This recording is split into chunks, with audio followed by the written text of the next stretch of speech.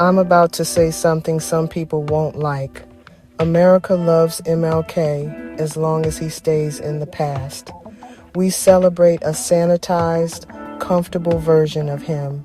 We put his face on murals and his quotes on social media graphics, turning him into a symbol of unity that cost us nothing. But the moment we apply his actual, radical words to the injustices of today, to our own neighborhoods, our own policies, our own bank accounts, people get profoundly uncomfortable. The comfortable memory of a historical figure is one thing. The uncomfortable challenge of his living legacy is another entirely. So I'm asking one question for MLK Day, a day that has become for many a day off, a day of sales, a day of performative remembrance. Are we living the dream or just quoting it? Are we actively building the world he envisioned, or are we just admiring the blueprint while the foundation cracks? Let's be clear, this isn't about political parties. This isn't about left versus right or red versus blue. This is about people. It's about the single mother working 2 jobs and still struggling to pay her light bill. It's about the brilliant kid in an underfunded school whose potential is capped by circumstance. This is about what your life costs, what your children inherit, and whether your zip code decides your future. It's about the human contract we have with one another in a society that claims to value liberty and justice for all. MLK wasn't asking us to post a quote and go back to normal. The dream was a demand, a radical, uncompromising demand for dignity in housing, wages, safety, and education. He didn't march on Washington for a national holiday in his name. He marched for jobs and freedom. He marched because a dream without action becomes entertainment. It becomes a feel-good movie we watch once a year before returning to our segregated realities. And MLK didn't march to become a holiday, he marched to change the country. He marched to fundamentally restructure the economic and social order. We've been taught a version of MLK that's easier to digest. The version that makes everybody feel good. The one who spoke of little black boys and little white girls holding hands. That image is beautiful, but it's incomplete. It's the trailer, not the film. But the real MLK, the one who was surveilled by the FBI and ultimately assassinated, made people confront hard truths. He talked about the 3 evils of racism: economic exploitation and militarism. He challenged the very foundations of capitalism, calling for a radical redistribution of economic and political power. He talked about poverty, unfair systems, violence, and the fact that freedom is more than access, it's security. It's the security of knowing a medical emergency won't bankrupt you. The security of knowing your child will get a quality education no matter where they live. The security of a fair wage for a hard day's work. So let's test the dream with real-life questions right here, right now.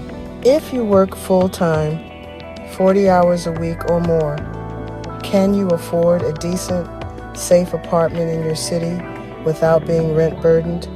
If you get sick, truly sick, can you recover without losing everything you've worked for? If your child is brilliant, does their public school have the resources to match their talent, or is their gift limited by their geography? If you do everything right, play by all the rules, work hard, pay your taxes, does the system treat you fairly? Does it see your humanity? Because if the answer is no for too many people, if the dream is only accessible to a select few in the right zip codes with the right connections, then we're not living the dream. We're reciting it. We're performing a play while the real world audience is suffering. Let's test the dream with real-life questions. These aren't abstract political debates. They are the bedrock of a dignified life.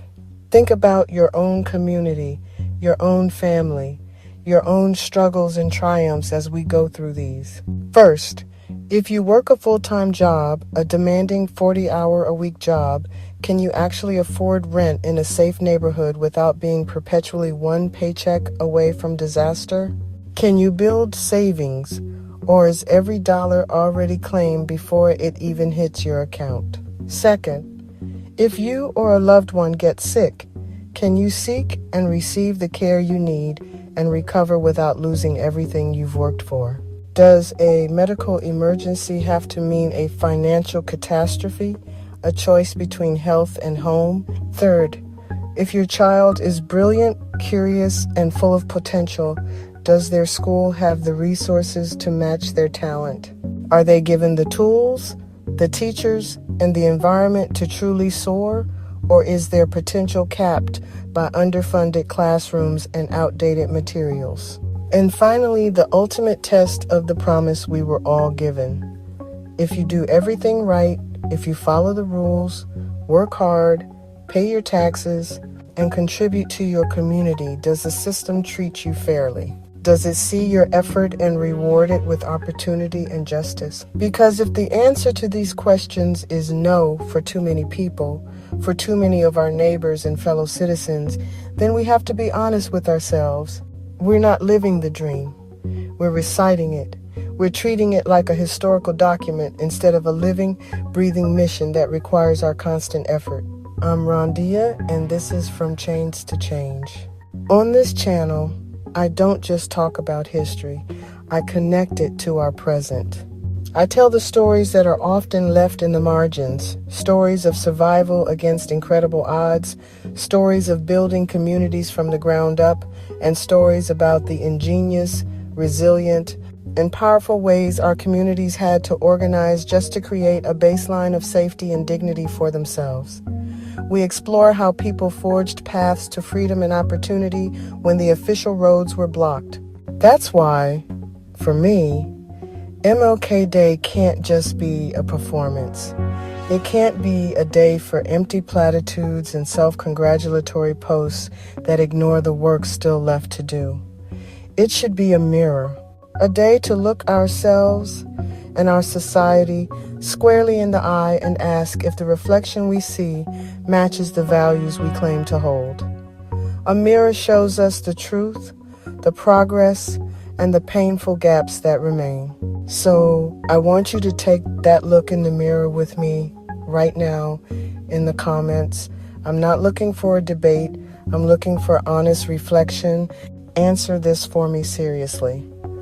Are we as a nation truly living the dream that Dr. King envisioned, or are we just quoting it?